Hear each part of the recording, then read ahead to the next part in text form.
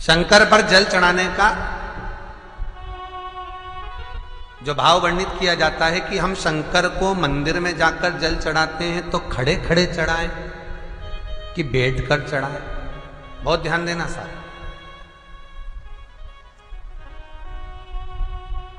शंकर में मंदिर में जाकर हम भगवान शंकर को जल चढ़ाएं तो खड़े होकर चढ़ाएं कि बैठकर चढ़ाएं। अब दो तरह का शिवलिंग है मंदिरों में, दो तरह का शिवलिंग का निर्माण होता है, ठीक है। एक विष्णु शिवलिंग, एक शक्ति पार्वती शिवलिंग। दो तरह का शिवलिंग मंदिरों में होता है, दो तरह का शिवलिंग मंदिरों में होता है, समझ लेना बहुत अच्छी तरह से। एक शिवलिंग वो होता है जो जमीन पर डायरेक्ट जलाधारी रहती है, शिवलिंग रहता है, ऐसी जलाधारी पूरी की पूरी, और शिवलिंग जमीन पर रखा रहता है, भूमि पर रखा रहता है, डायरेक्ट जमीन पर। आप जल ले जाकर चढ़ाए, निकल गया रास्ते से। एक शिवलिंग जो जमीन पर डायरेक्ट शंकर भगवान की जलाधारी और शिवलिंग रखा रहता है, वो शक्ति शिवलिंग कहलाता है।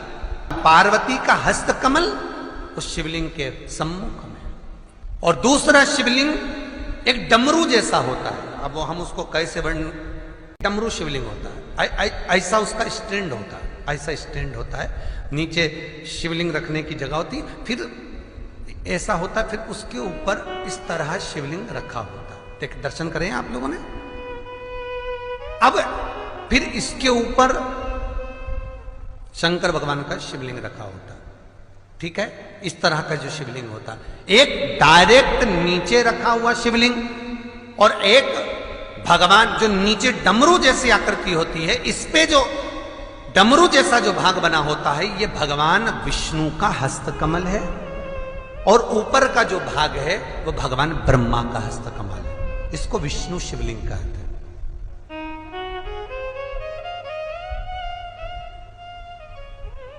इसको हरीश्वर महादेव भी कहा जाता है।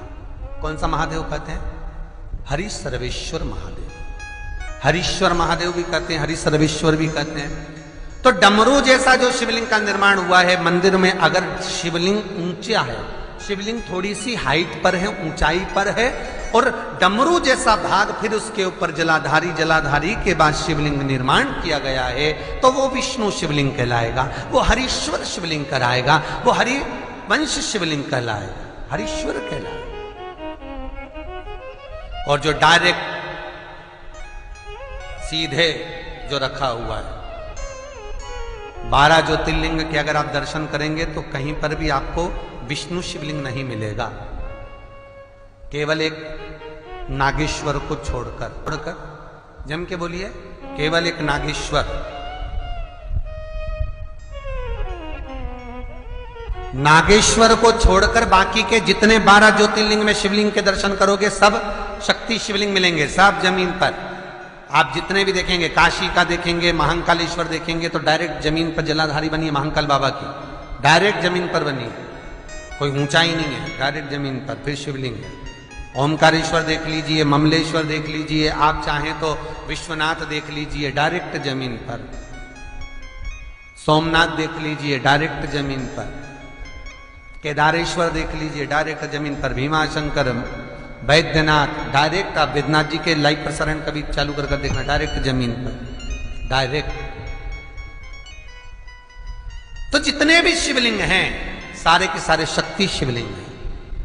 जो डमरू के भाग पर रखा हुआ है वो हरीश्वर शिवलिंग, विष्णु के हस्तकमल पर जो रखा है, तो शास्त्र कहता है आप शक्ति शिवलिंग का जब जब अभिषेक करें, बहुत ध्यान रखना अपनी जिंदगी में इस प्रसंग को श्रावण के महीने में बहुत ध्यान रखना। आपके आसपास में भी मंदिर हो तो उस पर ध्यान रखना। जो शक्ति शिवलिंग हो उस पर जब भी जल चढ़ाना तो बैठकर चढ़ाना, बैठकर चढ़ाना। शक्ति शिवलिंग पर जब भी जल चढ़े, भले शिवलिंग कितना भी ऊंचा हो, कितना भी ऊंचा हो, तो संघी से चढ़ा दो, पर जल बैठ कर चढ़ाइए।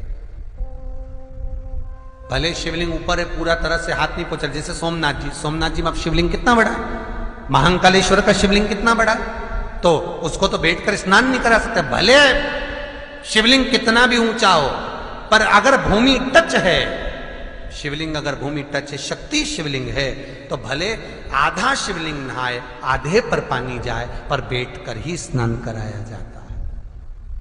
और महाराज यदि हरीश्वर शिवलिंग है, अर्थात भगवान विष्णु के हस्त कमल पर, ब्रह्मा के हस्त कमल पर यदि शिवलिंग है, तो वो शिवलिंग का जब भी स्नान कराएंगे, अभिषेक कराएंगे, पूजन कराएंगे, तो खड़े होकर ही करना है।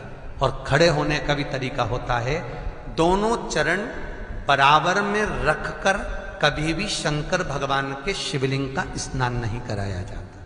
दोनों चरण बराबर रखकर, अगर हरीश्वर शिवलिंग है, किसी मंदिर में शंकर को जल चढ़ाने के लिए आप गए हो और शंकर को जल चढ़ा रहे हो, तो हरीश्वर अगर शिवलिंग है तो दोनों पांव बराबर रखकर नहीं, एक सीधा चरण थोड़ा सा आगे रखिए और उल्टा चरण थोड़ा सा पीछे रखकर भगवान शंकर का जलाभिषेक करने पर लक्ष्मी जैसे अपने चरण रहते हैं, भगवान शंकर उसी तरह से लक्ष्मी को दौड़ाते हुए अपने घर में प्रवेश कराते हैं। लक्ष्मी भागती हुई, अगर जो पुष्टि मार्ग से जुड़े होंगे, जो भगवान ठाकुर जी की सेवा करते हैं, पुष्टि मार्ग से जुड़े हों, श्रीमद वल्लभाचार्य जी से, वल्लभ कुल बालकों से जिनका ब्रह्म संबंध हुआ है, ऐसे अगर जीव हैं, वैष्णव जीव हैं, तो वो दर्शन करते होंगे ठाकुर जी, यमुना जी और महाप्रभु जी का। तो कैसा दर्शन करेंगे? श्रीनाथ जी का दर्शन करेंगे तो दोनों पांव श्री जी बाबा के, मेरे ठाकुर जी के बराबर पर है, नाथ द्वारा वाले श्री जी बाबा के, गोवर्धन नाथ जी के दोनों पांव चरण बराबर। श्रीमद वल्लभाचार्य जी का दर्शन करेंगे तो दोनों चरण बराबर के फोटो में मिलेंगे। पर यमुना जी का अगर आप दर्शन करेंगे, पटरानी यमुना जी का जब दर्शन करेंगे, तो यमुना जी का चित्र का दर्शन करेंगे तो यमुना हमेशा एक पांव यमुना जी का आगे मिलता है। क्यों?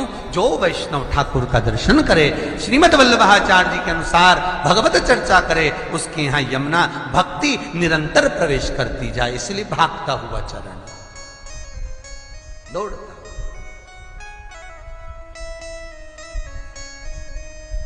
दौड़ता। तो शंकर भगवान का अगर हरीश्वर शिवलिंग है, कहीं शिवलिंग डमरू आकृति पर, अगर ऊंचाई पर है, हरीश्वर है, तो फिर जल खड़े होकर चढ़ाए, चरण आगे पीछे। बहुत ध्यान देना महाराज, हरीश्वर शिवलिंग का वर्णन किया महाराज, बहुत सुंदर बात कही है, बहुत ध्यान से सुनिएगा। शक्ति शिवलिंग के ऊपर जो जलाधारी लगती है, शक्ति शिवलिंग के ऊपर जो जलाधारी लगती है, वो 5 मिनट, 10 मिनट, आधा घंटा रखकर 24 घंटे के लिए हटा सकते हो। शक्ति शिवलिंग के ऊपर जो जलाधारी लगती है, वो 15-20 मिनट रखकर, आधा घंटा रखकर आप हटा सकते हो।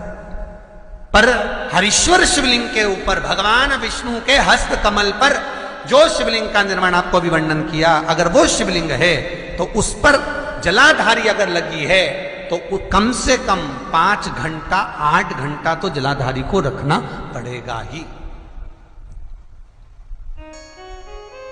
बहुत ध्यान दीजिए महाराज। शंकर जी की प्राण प्रतिष्ठा करते समय, शंकर जी की स्थापना करते समय, शंकर जी को प्राण प्रतिष्ठित करते समय एक एक चीज का ध्यान करना पड़ता है कि हमें कैसा शिवलिंग रखना है, कौन सा शिवलिंग रखना है, कैसे स्थापना करना है, किस भाव का होना चाहिए। शंकर के मंदिर में शंकर जी विराजे हैं तो गणेश जी, कार्तिकेय और पार्वती की मुद्रा कैसी होना चाहिए, गणेश जी कौन सी सूंड का होना चाहिए। जब शंकर के मंदिर में हम आराधना कर रहे हैं तो गणेश जी की सूंड किस ओर होना चाहिए, पार्वती की मुद्रा कौन सी होना चाहिए, षडानंद कार्तिकेय की दृष्टि कहां होना चाहिए, ये शंकर जी की प्राण प्रतिष्ठा में देखा जाता है।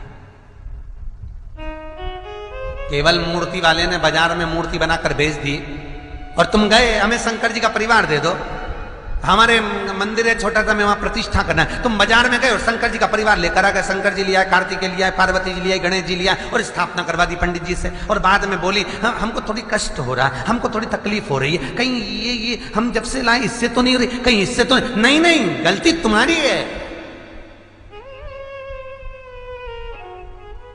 तुम तो बस गई और लेकर आ गई।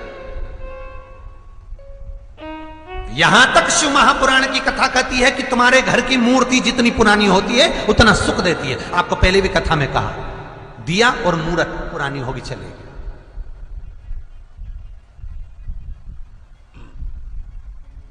पुरानी